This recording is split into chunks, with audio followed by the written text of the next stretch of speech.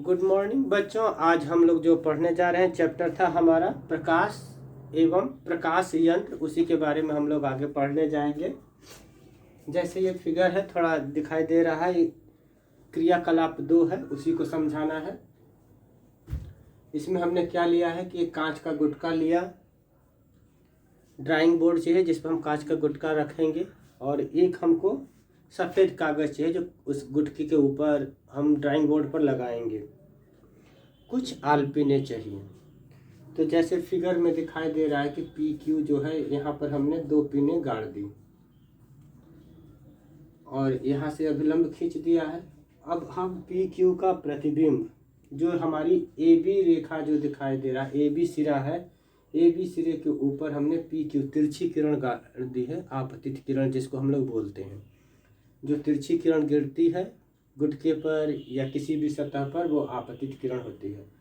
परावर्तित होने के बाद ये ओ एल से निकल करके जा रही है। अब हमने क्या किया कि सी डी पर, अब गुटके के दूसरे फलक सी डी पर हमने आर और एस 2 पिने गाड़ी।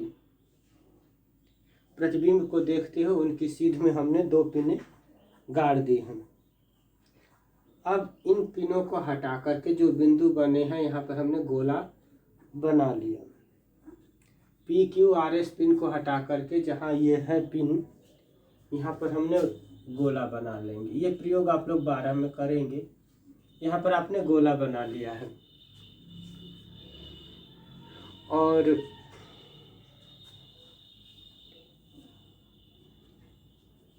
रेखा के अनुसार पी, ये पी है, ये बिंदु जो है पी है, पी क्यू ओ, और फिर एस आर एल और ओ एल, ये लाइन हमने मिला के खींच दिया, ये अभिलंब खींच दिया। इसके बाद ओ बिंदु पर हमने एन ओ एन डैश अभिलंब खींचा और यहाँ पर हमने एम एल एम डैश अभिलंब खींच दिया सीधी रेखा पर। अब हम क्या करेंगे, कोण पी ओ एन तथा कोण एन ओ एल इसको नापेंगे। अब इसमें हम देखेंगे कि कौन सा कोण अधिक है। तो यहाँ पर हमको क्या होगा कि कोण जो है हमारा, कोण पी ओ एन क्या है, बड़ा हो जाएगा कोण N dash O, N dash ओ,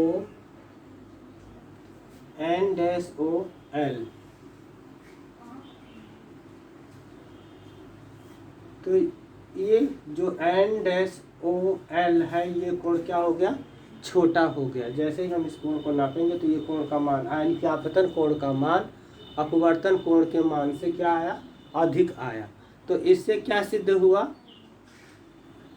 कि वायु जो है विरल माध्यम हो गया। जैसे बताया था विरल माध्यम की कण क्या होंगे, दूर दूर होते हैं, वो माध्यम विरल कहलाते हैं। तो हवा और ग्लास की अपेक्षा हवा क्या हो गया, विरल माध्यम हो गया, और कांच क्या हो गया, गुटका जो है सघन माध्यम है। तो जब प्रकाश की किरण विरल माध्यम से सघन माध्यम में प्रवेश करती है तो अभिलंब की ओर झुक जाती है। तो ये अभिलंब की ओर झुक गई, तो इससे ये सिद्ध होता है कि ये वाले कोण का मान कम हो गया, ये अभिलंब की ओर झुक गई। अब हम क्या करेंगे कि कोण यहाँ से अब दूसरे सिरे पर नापेंगे। तो जो कोण है ओ, कोण ओ एल और एम, ये कोण क्या हो गया, छोटा हो गया। इसको नाप लेंगे कोण को, कोण एम डैश एल एस से, एम डैश एल एस से क्या हो गया, ये कोण छोटा हो गया। तो इससे क्या सिद्ध हुआ कि जब प्रकाश की किरण सघन माध्यम से विरल माध्यम में प्रवेश करती है तो वो अभिलंब से क्या हो गई है, दूर हट जाती है। तो इस तरह से हमने गुटके में क्या देखा कि प्रकाश की किरण कांच के गुटके पर अभिलंब आपतित हो रही है। अब ये क्या कह रहा है कि अगर सीधे तिरछी न जा करके अगर गुटके पर प्रकाश की किरण अभिलंबवत पड़े तो सीधे मार्ग में निकल जाएगी, वो झुकेगी नहीं या दूर नहीं हटेगी। तो ये आपका क्रियाकलाप 2 था। इसके बाद आता है अपवर्तन का नियम। अगला जो टॉपिक है वो है अपवर्तन के नियम।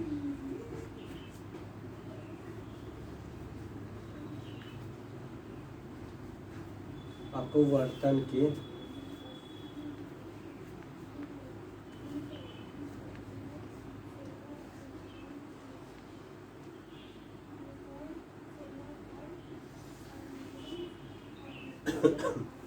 तो अपवर्तन के नियम में यही था कि जब प्रकाश की किरण एक माध्यम से दूसरे माध्यम में क्या करती है, प्रवेश करती है,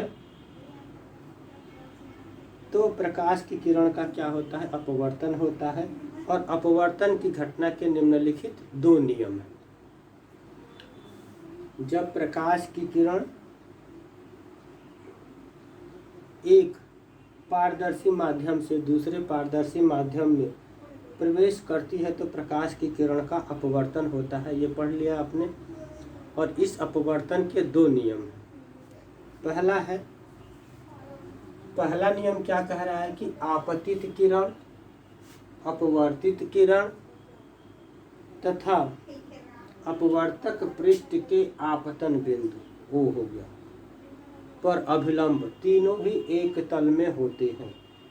ये पहला नियम हो गया। क्या चीज हो गया, आपतित किरण, अपवर्तित किरण तथा अपवर्तक पृष्ठ के आपतन बिंदु पर अभिलंब तीनों ही एक तल में होते हैं।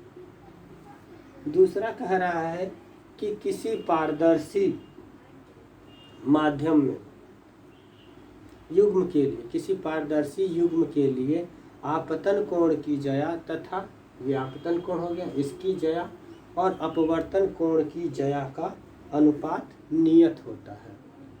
और इसे हम स्नेल का नियम भी कहते हैं। दूसरा क्या हो गया,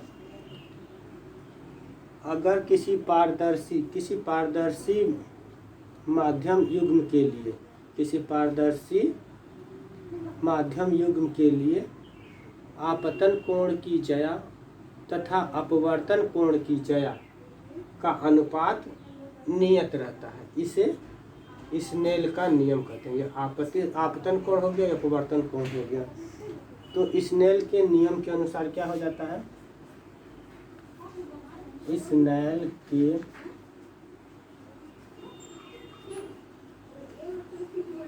नियम के अनुसार, स्नेल के नियम के अनुसार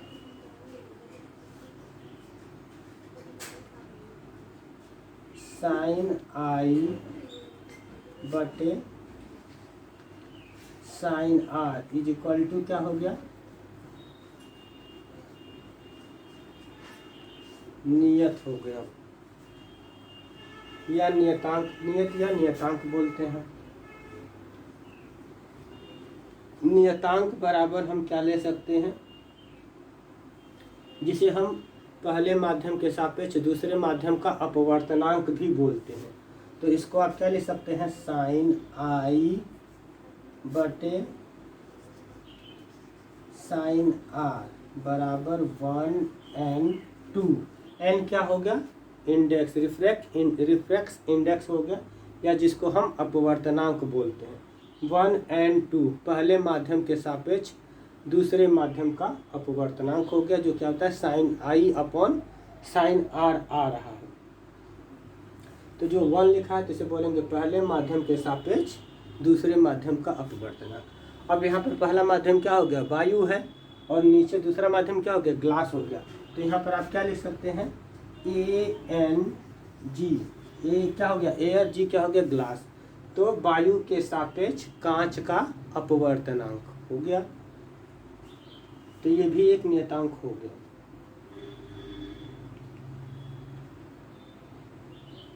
अब किसी माध्यम का अपवर्तनांक निर्वात में प्रकाश की चाल तथा माध्यम में प्रकाश की चाल के अनुपात के बराबर होती है। ये तो था हमारा अनुपात आ गया किसका, आपतन कोण और अपवर्तन कोण के अनुपात के अनुसार। अब क्या हो गया कि चाल के अनुसार कैसे होगा उसको देख लीजिए।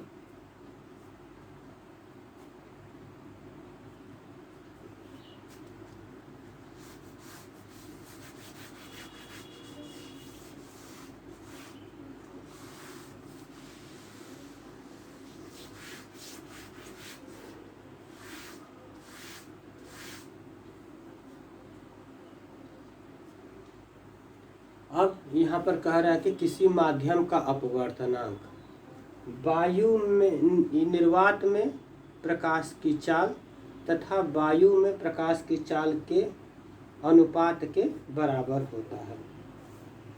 यानी कि किसी माध्यम का अपवर्तनांक किसी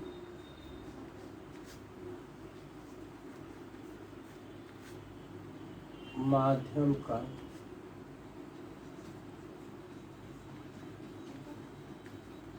अपवर्तनांक, किसी माध्यम का अपवर्तनांक n हो गया, स्मॉल n बराबर हो गया निर्वात में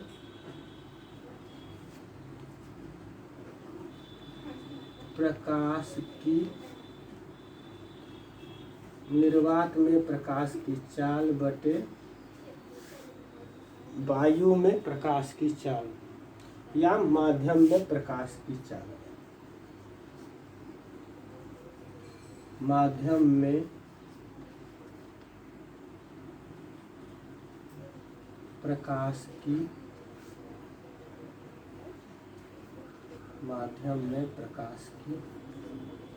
चाल, निर्वात में प्रकाश की चाल बटे माध्यम में प्रकाश की चाल।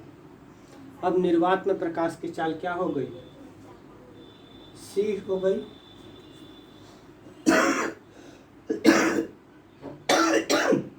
तो यहाँ पर n बराबर क्या हो जाएगा, c बटे v। ये क्या हो गया, माध्यम में प्रकाश की चाल और ये निर्वात में प्रकाश की चाल c हो गई। तो ये c बराबर n बराबर c बटे v। इसको हम निरपेक्ष अपवर्तनांक भी कहते हैं। तो आज यहीं तक रखते हैं। वीडियो को अधिक से अधिक लाइक और शेयर करें। धन्यवाद।